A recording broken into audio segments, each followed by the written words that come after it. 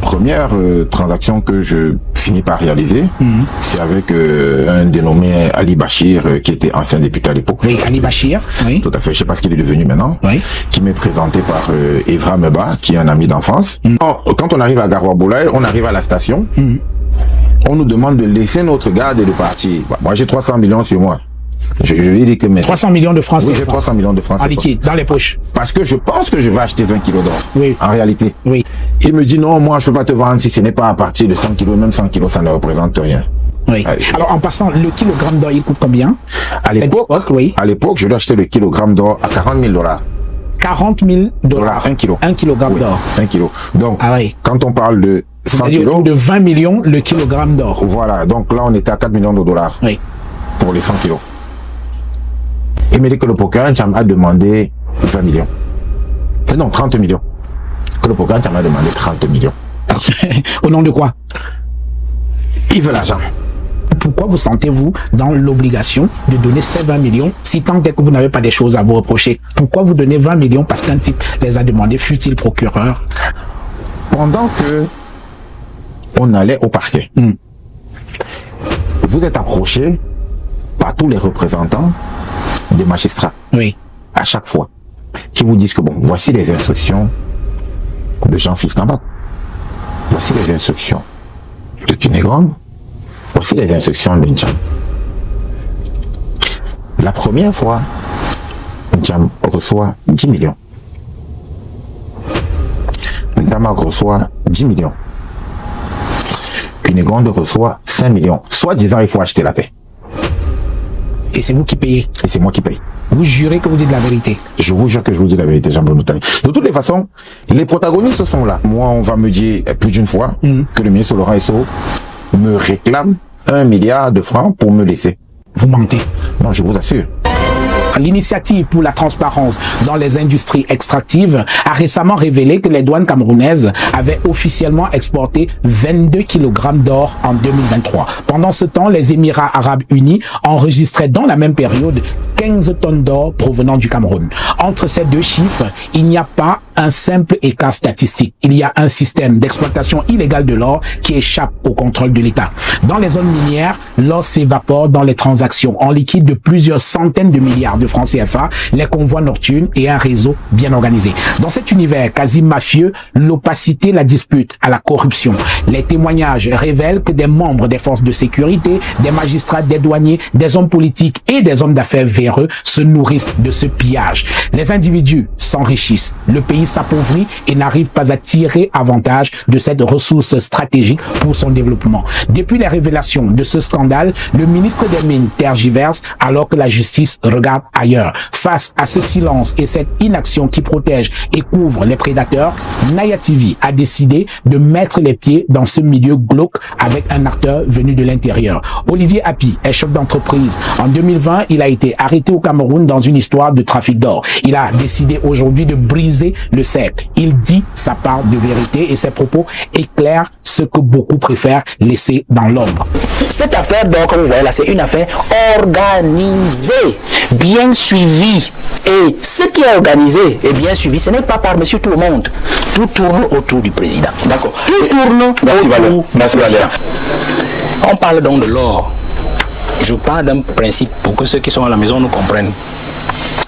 Les minerais ont pour la traçabilité, il y a des institutions qui sont chargées justement de s'assurer que les minerais, lorsqu'ils sont extraits, passent dans les canaux normaux de façonnement et sont écoulés dans les marchés légaux. Nous avons le processus de Kimberley qui a été créé en 2003. Le processus de Kimberley, lui, il est uniquement fait pour la traçabilité des diamants. Des diamants. Nous savons ce qu'il y a comme diamant dans notre Est, que nous partageons aussi avec la RCA. Il y a le processus, il y a l'ITIE, c'est-à-dire l'initiative pour la transparence dans les industries extractives, qui a été aussi créée en 2003. Et sa devise est simple. Et là, ceux qui nous regardent devraient la retenir. Les richesses d'un pays appartiennent à ses citoyens. les richesses d'un pays appartiennent à ses citoyens. Et l'ITIE assure justement la traçabilité des minerais à part le diamant, c'est-à-dire tout le pétrole, le gaz et les minerais à part le diamant, puisque le diamant, lui, suit un processus à part, c'est-à-dire celui de Kimberley. Donc nous sommes dans le processus ITIE. Et il faut dire à ceux qui nous suivent que le Cameroun est suspendu de l'ITIE depuis déjà 4 ou 5 ans. Si vous tapez sur Google, je pense que ils peuvent vérifier. Nous sommes suspendus. Pour une raison simple, c'est non-conformation au processus. C'est-à-dire que le Cameroun refuse de donner les informations nécessaires pour que le processus d'ITIE puisse justement comptabiliser tout ce qui est extrait de notre sous-sol, comme gaz, comme pétrole, et dans ce cas d'espèce, comme or. Alors vous comprenez que je vais évoquer ici la volonté politique de se soustraire à la transparence dans l'extraction de nos minéraux, notamment l'or, puisque c'est le sujet. Peter Limbi a parlé tout à l'heure de corruption. Vous comprenez donc que le fait n'est pas de nous exposer les 200 entreprises. Est-ce que c'est lui qui va sanctionner les 200 entreprises ou vous sortez les 200 entreprises, sanctionner 53? C'est pourtant lui qui doit nous remettre dans le processus de ITIE. C'est-à-dire que l'ITIE nous adopte à nouveau pour dire que bon voilà, le Cameroun s'est conformé par la paperasse et tout, de nous donner les informations claires sur le nombre d'entreprises, sur le nombre de kilogrammes d'or qui sort chaque mois, chaque semaine, chaque année, et ce que ça donne pour le pays. Non, la transparence, vous comprenez que c'est une comédie, c'est pour ça que j'ai commencé par vous dire c'est une comédie, parce qu'il n'y a pas une volonté politique. Alors la volonté politique est justement de rendre tout ce qui concerne nos industries extractives flou. Parce que si vous voulez que ça ne se sache pas, vous sortez de l'ITIE. Si vous voulez que le peuple camerounais sache exactement combien, quel nombre de kilogrammes d'or nous extraire de notre sol, vous entrez à l'ITIE. Parce que l'ITIE centralise les données mondiales de tous les pays qui font dans les minerais, notamment l'or. Et c'est annuellement, il produit un rapport annuel pour dire que le Cameroun a tant de kilogrammes d'or qui est sorti et qui a été vendu pour une valeur de la Centrafrique telle, la Sierra Leone, il a parlé, le Libéria, ainsi de suite.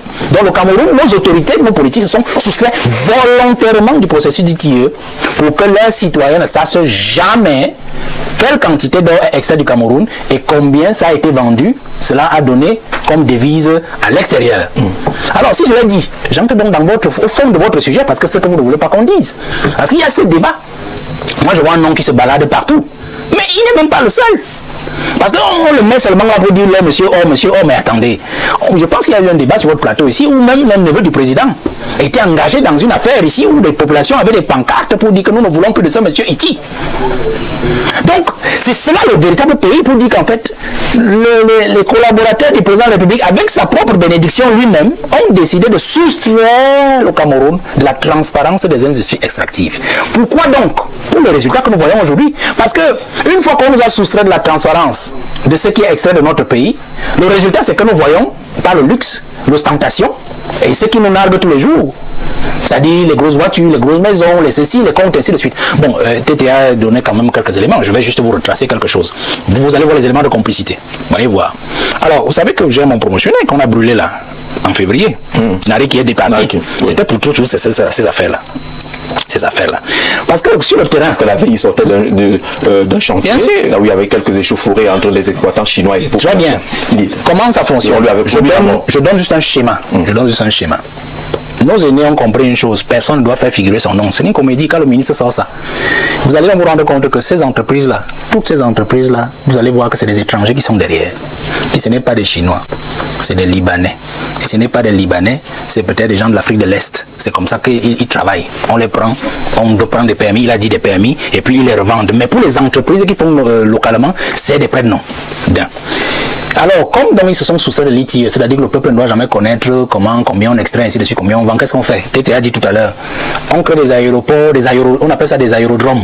Des aérodromes, c'est-à-dire qu'on crée une piste d'atterrissage dans la brousse, où un petit aéroplane vient, il atterrit, il sort du Congo, il sort de Centrafrique, il sort de quoi? On charge tous les cargaisons d'or là, et puis il s'envole, ni vu, ni connu.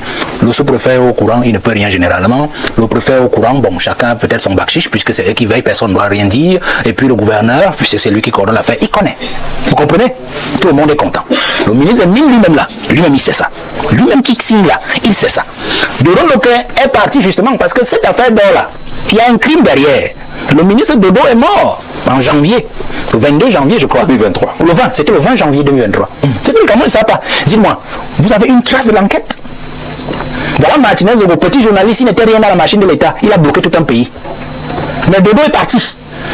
aucune enquête, je n'en sais rien du tout, aucun résultat d'enquête, rien du tout. Jusqu'aujourd'hui, vous comprenez que la mafia a eu raison de lui, puisque c'est lui qui était à la place de celui qui est en train de divulguer les noms des entreprises là. Et lui, depuis l'intérimaire. Et si on vous dit lui-même le nombre de permis d'exploiter, que lui-même il a déjà signé, et qu'il n'a pas publié dans cette liste-là, vous n'en reviendrez pas. D'accord. J'ai sorti le schéma. Quand ça part donc, il y a un autre schéma à l'intérieur. Faites très attention. Le schéma à l'intérieur est simple. L'or arrive. S'il décide de passer par la route, c'est des escortes, des services de sécurité, de tous les services que vous imaginez. Parce que c'est un business. On arrive à l'aéroport, Simalène ou Douala, la douane est impliquée. Vous avez entendu l'affaire RGS qui est passée la fois dernière. Au scanner. RGS sert à ça, c'est ça. Ils sont là. C'est pour ça que vous avez vu, ils tenaient un RGS au port, mais personne n'a parlé de RGS qui travaille aussi à l'aéroport. Parce que RGS est à l'aéroport. Pourquoi on ne combat pas RGS là-bas et on ne change pas RGS là-bas? Parce que c'est le travail là-bas. Parce que c'est lui qui a sur le scanning. Qui parle du scanning? C'était le scanning. Donc vous pensez que l'or traverse. Et quand ça traverse, vous savez que les compagnies sont connues. Hein. Qui prennent cet or-là, l'amènent à l'extérieur. Il y a une compagnie ici dont le pays héberge le siège de l'Union africaine. Ici, le représentant de cette entreprise-là, compagnie aérienne au Cameroun, c'est un multi-centimillionnaire. Parce que lui, sa compagnie, c'est à ça. Vous avez entendu, il y a aussi, je pas trouvé cette compagnie, la drogue. Quand elle est arrivée, vous avez suivi qu'on parle de l'affaire RGS. Il y a une grosse cargaison de stupéfiants qu'on a attrapé, le ministre des Finances a couru. Quelqu'un a encore entendu parler de cette affaire-là. On nous a même donné le nom de celui qui était le réception, qui était chargé de la réception de cette cargaison ici. Tout a disparu. C'était toujours les mêmes compagnies. Donc c'est pour vous dire que